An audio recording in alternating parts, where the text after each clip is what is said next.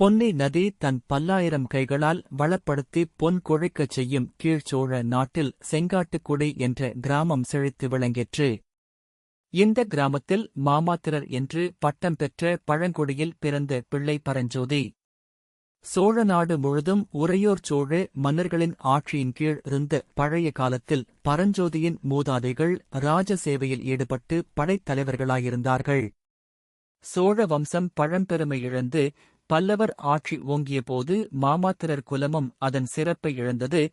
சென்ற சில தலைமுறைகளாக மாமாத்திரர் போர் தொழிலையும் எல்லைக்காவல் தொழிலையும் கைவிட்டு விவசாயத் தொழிலை மேற்கொண்டார்கள். இத்தகைய குலத்திலே பிறந்த பரஞ்சோதி குழந்தை பிராயத்திலேயே தந்தையை இழந்து தாயாரின் செல்லப் பிள்ளையாக வளர்ந்து வந்தான். முரடன், பொல்லாதவன் என்று அக்கம் பக்கங்களில் பெயர் வாங்கினான். சண்டை என்பது அவனுக்கு சர்க்கரையும் பாலுமாக இருந்தது. போர் தொழிலுக்குரிய சாதனங்களில் இயற்கையாக அவன் புத்தி சென்றது. வீராதி வீரர்களென்று புகழ் பெற்ற அவனுடைய மூதாதைகளின் வீர ரத்தம் பரஞ்சோதியின் தேகத்தில் அலை மோதிக்கொண்டு ஓடியது. கழி விளையாட்டு, கத்தி விளையாட்டு, மல்யுத்தம், வேல் எறிதல் ஆகியவற்றில் அவன் அதிவிரைவாக தேர்ச்சி பெற்றான். பரஞ்சோதியின் தாயார் வடிவழகி அம்மை தன் ஏக புத்திரனிடம் உயிரையே வைத்திருந்தாள். ஆனாலும் பரஞ்சோதியின் முரட்டுக் காரியங்கள் அவளுக்கு பெரிதும் கவலையை அளித்தன.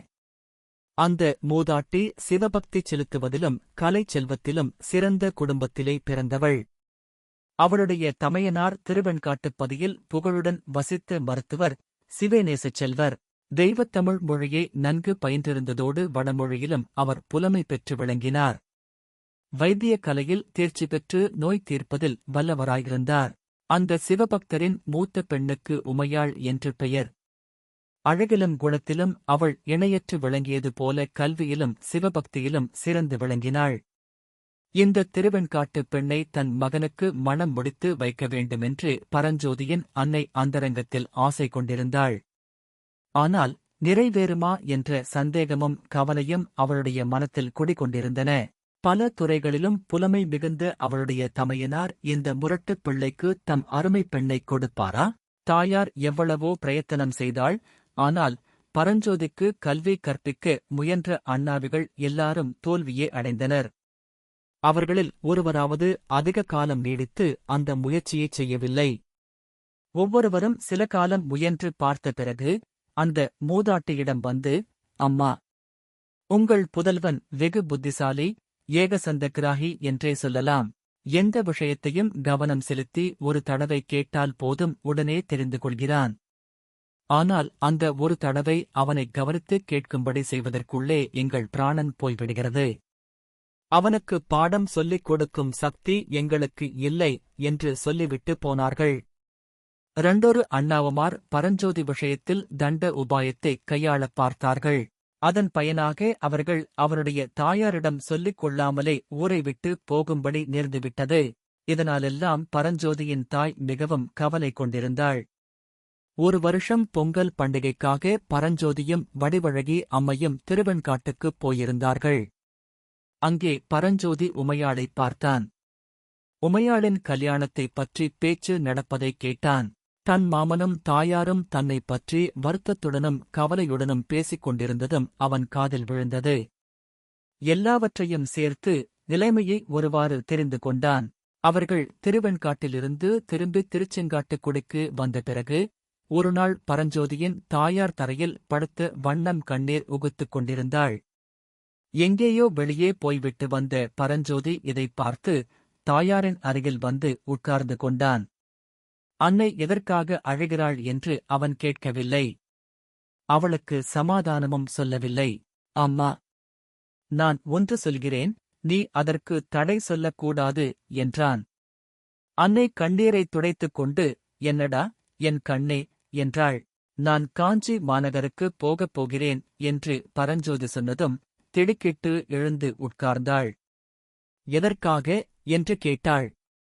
கல்வி கற்பதற்காகத்தான் அம்மா. இத்தனை நாளும் நான் கல்வி கற்காமல் வாணாளை வீணாய் கழித்து விட்டதை நினைத்தால் வருத்தமாயிருக்கிறது என்றான் பரஞ்சோதி. தாயாருக்கு ஆனந்தக் கண்ணீரும் துக்கக் கண்ணீரும் சேர்ந்தாற்போல் கண்களில் துடித்தன. கல்வி கற்பதற்கு காஞ்சிக்குப் போவானேன், இங்கேயே படிக்கக் கூடாதா குழந்தாய் என்றாள். இந்த ஊரில் இருக்கும் வரையில் எனக்கு படிப்பு வராது. நல்ல கல்விப் பயிற்சி பெற வேண்டுமென்றால் காஞ்சி மாநகருக்குத்தான் போக வேண்டுமென்று எல்லோரும் சொல்கிறார்கள். இந்த பரத கண்டத்திலேயே காஞ்சியில் உள்ளவை போன்ற கல்லூரிகளும் கலைக்கூடங்களும் வேறெங்கும் இல்லையாம். நான் எல்லாம் விசாரித்துத் தெரிந்து கொண்டேன் அம்மா என்றான் பரஞ்சோதி. பரஞ்சோதி கூறியது உண்மைதான். அந்த நாளில் காஞ்சி மாநகரமானது கலைமகளுக்கு உறைவிடமாயிருந்தது. வடமொழிக் கல்வி அளித்து வேதக்கடிகைகளும் தமிழ்க் கல்வி பயில்வித்து திருமடங்களும் புத்த சந்நியாசர்களின் மதபோதனைக் கல்லூரிகளும் சமண சமயப் பள்ளிகளும் காஞ்சியில் நிறைந்திருந்தன. இன்னும் சித்திரம், சிற்பம், சங்கீதம் ஆகிய அறங்கலைகளை பயில்வதற்கு சிறந்த கலைக்கழகங்களும் இருந்தன. இவற்றையெல்லாம் விட காஞ்சி மாநகருக்கு பெருஞ்சிறப்பு அளித்து தமிழகமெங்கும் பெருங்கிளர்ச்சி உண்டாக்கிய சம்பவம் ஒன்று சில காலத்துக்கு முன்பு நிகழ்ந்திருந்தது. அந்தச் சம்பவம் மகாவீரரும் மகா புத்திமானும் சகலகலா வல்லவருமான மகேந்திரவர்ம சக்கரவர்த்தி திருநாவுக்கரசரின் மகிமையினால் சமண மதத்தை துறந்து சிவநேசச் செல்வரானதுதான். மருள் நீக்கியார் என்னும் இயற்பெயர் கொண்ட நாவுக்கரசர் சிலகாலம் தர்மசேனர் என்ற பெயருடன் சமண சமயப் போதகர்களில் புகழ்பெற்றவராய் விளங்கினார். பின்னர் அவருடைய சகோதரி திலகவதியாரின் சிவபக்தி காரணமாக அவர் சமண மதத்தை துறந்து சிவனடியாரானார். அது முதல் தேனினும் இனிய தமிழ் மொழியில் சிவபக்தி ததும்பும் பண்களையும் தாண்டகங்களையும் அமுத வெள்ளமாக பொழிந்து வந்தார். அந்த தெய்வீக பாடல்களின் மகிமையில் ஈடுபட்டு மகேந்திர சக்கரவர்த்தியானவர், நான் நாட்டுக்கரசன், தாங்கள் நாவுக்கரசர் என்று மருள்நீக்கியாரைப் போற்றியதோடு சமண மதத்தையே துறந்து சிவநேசராகிவிட்டார். இந்த வரலாறு தமிழகமெங்கும் பரவியிருந்தது. மேற்கூறிய அதிசயங்களைப் பற்றியே இந்த காலத்தில் எங்கெங்கும் வியப்புடன் ஜனங்கள் பேசிக் கொண்டிருந்தார்கள். மகேந்திர சக்கரவர்த்தியினது வேண்டுகோளின் பேரில் நாவுக்கரசர் காஞ்சியில் திருமடம் ஸ்தாபித்திருக்கிறார் என்றும், அந்த மடத்தில் தெய்வத் தமிழ் மொழியும் தெய்வீக இசைப்பாடல்களும் கற்பிக்கப்படுகின்றன என்றும் நாடெங்கும் பிரசித்தமாகியிருந்தன. இந்தச் செய்திகள் எல்லாம் பரஞ்சோதியின் காதிலும் விழுந்திருந்தபடியால்தான் கல்வி கற்க காஞ்சிக்குப் போகிறேன் என்று அவன் தாயாரிடம் கூறினான். ஏக புதல்வனை பிரிந்திருக்க வேண்டுமென்பதை நினைத்து வடிவழகி அம்மை பெரும் வேதனையை அடைந்த போதிலும் கல்வி கற்கப் போகிறேன் என்று பரஞ்சோதி கூறியது அவளுக்கு ஒரு பக்கத்தில் அளவில்லாத மகிழ்ச்சியையும் அளித்தது.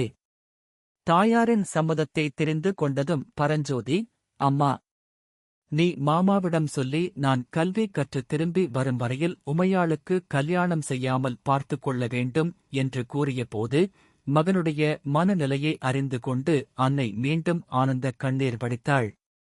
பரஞ்சோதியின் தீர்மானத்தை அறிந்து அவனுடைய மாமனும் அளவற்ற மகிழ்ச்சியடைந்தார்.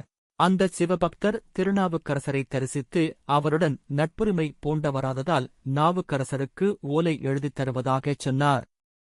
தமிழ் கல்வியோடு ஏதேனும் ஒரு கலையும் அவன் கற்று வரவேண்டுமென்றும் இதன் பொருட்டு தம்முடைய பழைய சிநேகிதரான ஆயனருக்கு ஓலை தருவதாகவும் கூறினார். பரஞ்சோதியின் மனநிலையை அறிந்து கொண்டு அவன் கல்வி பயின்று திரும்பியதும் உமையாளை அவனுக்கே மணம் முடித்து தருவதாக உறுதியளித்தார். நல்ல நாள் நல்ல வேளையில் பரஞ்சோதி அன்னையிடமும் மாமனிடமும் ஆசி பெற்று மற்ற எல்லோரிடமும் விடை பெற்றுக் கொண்டு காஞ்சி மாநகருக்கு புறப்பட்டான்.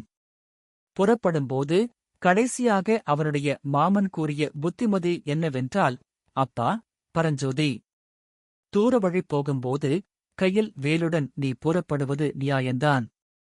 ஆனால் வழிப்பயணத்துக்கு மட்டும் வேலை துணையாக வைத்துக்கொள். காஞ்சி மாநகரை அடைந்ததும் வேலைத் தலையைச் சுற்றி வீசி எறிந்துவிடு. அப்புறம் கல்வி கற்பதிலேயே முழு கவனத்தையும் செலுத்து என்பதுதான்.